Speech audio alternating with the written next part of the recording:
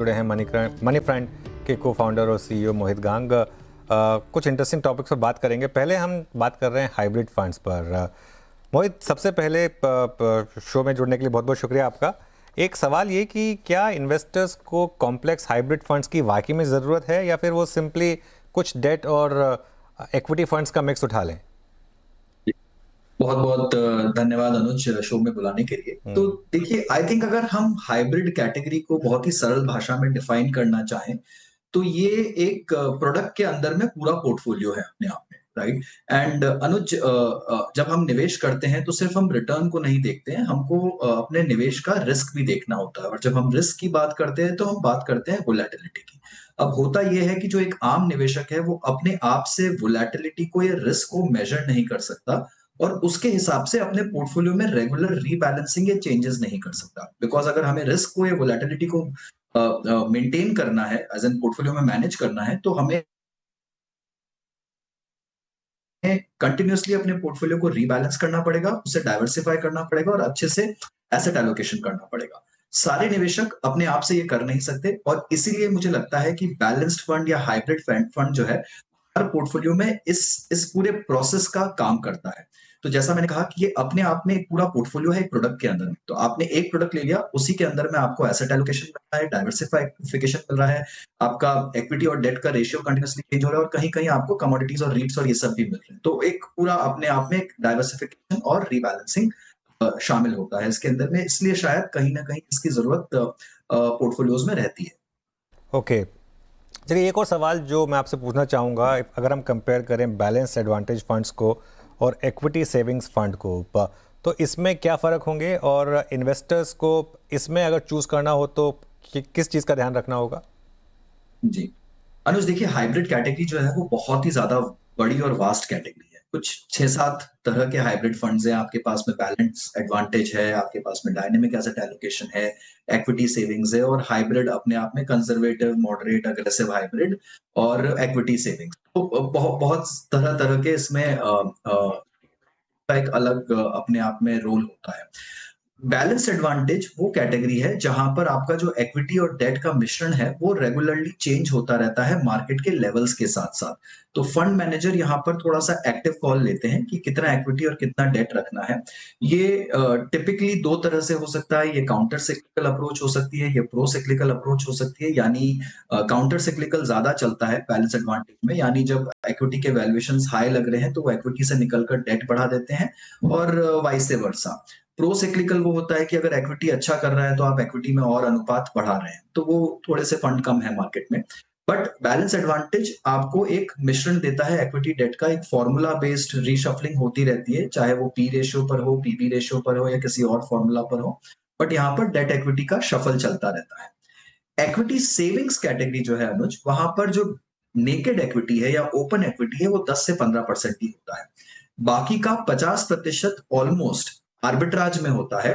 तो टोटल मिलाकर इक्विटी का रेशियो जो है वो 65 या 65 के ऊपर आ जाता है और इसके कारण उन्हें इक्विटी टैक्सेशन मिल जाता है और बचा हुआ 30 से 35% ये लोग डेट में डालते हैं। तो ये काफी सेफर कैटेगरी है। This is more a parking instrument from a 1 to 2 year perspective कि अगर किसी को 1-2 साल के लिए पैसा डालना है और इक्विटी टैक्सेशन का फायदा लेना है तो equity savings becomes a great category. But अगर किसी को लेट से बहुत ऊंचे स्तर के मार्केट पे एक लमसम इन्वेस्टमेंट करना है तो then balance advantage can be a good category. किसी को रीबैलेंसिंग से बचना है अपने आप तो balance advantage can be good category and even for retired persons I think balance advantage can be a very good category. अच्छा, अब हाइब्रिड फंड्स की बात करें और अगर किसी का 3 से 5 साल का होराइजन हो तो क्या चुने? मल्टी एसेट फंड जिसमें गोल्ड भी हो, कमोडिटीज भी हो, या फिर ट्रेडिशनल एग्रेसिव हाइब्रिड फंड्स? जी, आई थिंक ये थोड़ा-सा ट्रिकी क्वेश्चन है अनुज। ऑनेस्टली आई थिंक इसमें हमें देखना पड़ेगा कि आपका फाइनल ऑब्जेक्टिव क्या है। लुक, अगर आप इक्विटी पे बुलिश हैं और आपके पास में 3 से 5 साल तक का समय है, then I will go with aggressive hybrid because यहाँ पर इक्विटी जो है वो ऑलमोस्ट 75 टू 85% के बीच में रहता है और बचा हुआ 10 से 20% का अनुपात जो है वो डेट में रहता है। तो you are going aggressive on equity with थोड़ा-सा कुशन ऑफ सेफ्टी जो आपको डेट प्रोवाइड करता है।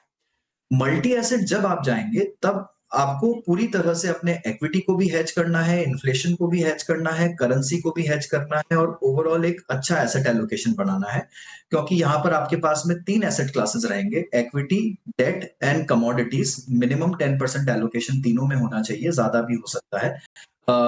कमोडिटीज टिपिकली आज की डेट में अगर आप देखेंगे तो 20% के आसपास है सारे ही मल्टी एसेट फंड्स में। कुछ मल्टी एसेट फंड्स में थोड़ा सा इंटरनेशनल एलोकेशन भी होता है, थोड़ा रीट इन्वेट भी होता है। जब से रीट्स को इक्विटी में क्लासिफाई कर दिया है तो इन्वेट का अनुपात बढ़ गया और रीट्स is becoming a part of equity holding. तो आपको जब एसेट एलोकेशन करना है, सारे तरह के एसेट्स अपने पोर्टफोलियो में भरने हैं, थोड़ा सा करेंसी और इन्फ्लेशन को भी हेज करना है, then I would go for multi asset. और अगर मुझे थोड़ा अग्रेसिव इक्विटी कॉल ही रखना है but with some cushion of safety, then I will go with aggressive hybrid. Okay, चलिए ये बात हो गई हाइब्रिड फंड्स की। अब एक और टॉपिक जो हम डिस्कस करना चाहते हैं मोहित, वो है डेट और आर्बिट्राज। क्योंकि डेट फंड्स का जो इंडेक्सेशन बेनिफिट खत्म हुआ है, तो उसके बाद क्या जो लो रिटर्न आर्बिट्राज फंड्स हैं, इट मेक्स मोर सेंस कि वहाँ पर इन्वेस्ट करें? इस पर आपका व्यू क्या होगा? तो absolutely Anuj, I think industry में अगर आप देखेंगे तो जितना एचएनआई रिटेल पैसा डेट में था, वो काफी हद तक पिछले 1-2 साल में मूव कर आर्बिट्राज या फिर इक्विटी सेविंग्स जैसी कैटेगरी में जा रहा है और अब थोड़ा बहुत एसआईएफ में भी जा रहा है, राइट? तो आर्बिट्राज आपको हेज्ड इक्विटी देता है। यहाँ पर आपकी कोई भी ओपन इक्विटी पोजीशन नहीं होती है और टिपिकल 65% तक का जो इक्विटी रहता है वो आपको इक्विटी टैक्सेशन दिला देता है, यानी 1 साल के ऊपर सिर्फ 12.5% long term capital gains tax है, में भी 1.25 लाख तक का गेन एग्जेम्प्ट होता है and less than 1 year 20% short term capital tax से कंपेयर करूं अनुज, तो आपको पूरा मार्जिनल रेट ऑफ टैक्सेशन है और अब long term short term debt में कुछ नहीं रह गया। तो कंपैरेटिवली अगर मान लीजिए similar nature of fund arbitrage आज की डेट में प्री टैक्स प्री एक्सपेंस आपका यील्ड चल रहा है करीब 7 से 7.5% का, और डेट में भी अगर आप देखें तो अल्ट्रा शॉर्ट लो ड्यूरेशन शॉर्ट टर्म फंड्स इनका यील्ड चल रहा है 7 से 7.5%। बट पोस्ट टैक्स में जब दोनों को एनालाइज करूंगा तो डेट का रिटर्न गिर के 5.5 के आसपास आ जाता है, बट आर्बिट्राज का रिटर्न जो है वो 6.5 के ऊपर रहता है। तो उस लिहाज से arbitrage becomes a very very efficient category for short term parking. बस इसमें एक ही है कि आर्बिट्राज के रिटर्न्स जो है वो लीनियर नहीं होते हैं, वो थोड़ा ज्यादा वेरी करते हैं मंथ ऑन मंथ। तो फिलहाल अगर पिछले 2 महीने से देखें तो आर्बिट्राज के रिटर्न्स 8-8.5% के आसपास चल रहे हैं, बट उससे पहले का जो माहौल था वो आर्बिट्राज के रिटर्न 4 से 5.5% भी आ रहे थे। तो थोड़ा सा वेरिएशन ज्यादा है। अगर आपका 6 महीने से ऊपर का होराइजन है तो डेफिनेटली आप आर्बिट्राज में जा सकते हैं। उससे कम का अगर होराइजन है तो I would still prefer to be in liquid और ultra short term fund. Okay, अच्छा एक आखिरी सवाल, अब क्योंकि हम बात कर रहे हैं टैक्स की और इंडेक्सेशन का बेनिफिट खत्म वैसे भी हो चुका है, तो टैक्स एफिशिएंट ऑल्टरनेटिव्स क्या होंगे फिर इन्वेस्टर्स के लिए अगर फिक्स इनकम से ही रिलेटेड उनको फंड्स चुनने हो तो? जी, आई थिंक नंबर 1 चॉइस अनुज रहेगी आर्बिट्राज फंड्स में ही। तो कैटेगराइजेशन इसका इक्विटी है फॉर टैक्सेशन पर्पस, बट इसका जो रिटर्न प्रोफाइल है वो फिक्स्ड इनकम के बराबर का है। तो नंबर 1 चॉइस इज आर्बिट्राज अगर आप 6 महीने से ऊपर पार्किंग करना चाहते हैं। अगर आप 1 साल से ऊपर पार्क कर सकते हैं अनुज, देन आई वुड से कि आपके पास में अब एसआईएफ एक कैटेगरी आ गई है जहां पर जो हाइब्रिड एसआईएफ है, हाइब्रिड लॉन्ग शॉर्ट एसआईएफ, उसमें कुछ एसआईएफ ऐसे हैं जो कि बिल्कुल भी ओपन इक्विटी पोजीशन नहीं लेते और pure play arbitrage plus plus category के जैसे बिहेव करते हैं। तो वो भी एक अच्छी कैटेगरी उभर कर आ रही है। अगर आपके पास में 2 साल से ऊपर का होराइजन है तो एक इनकम प्लस आर्बिट्राज करके एक कैटेगरी है, वो भी एक अच्छी कैटेगरी हो सकती है। But all in all simplicity के हिसाब से, ईज ऑफ ट्रांजैक्शन के हिसाब से, टैक्सेशन के हिसाब से, I think normal arbitrage fund जो है वो एक बेस्ट चॉइस है फिलहाल के माहौल। ऑल राइट मोहित, बहुत बहुत शुक्रिया, आपसे बात करके अच्छा लगता है हमेशा। थैंक यू सो मच आज अपना समय देने के लिए। थैंक यू अनुज। चलिए, सीएनबीसी आवाज़ म्यूचुअल फंड शो में आज के लिए इतना ही। न्यूज़ और व्यूज़ के लिए आप जुड़े रहिए सीएनबीसी आवाज़ के साथ।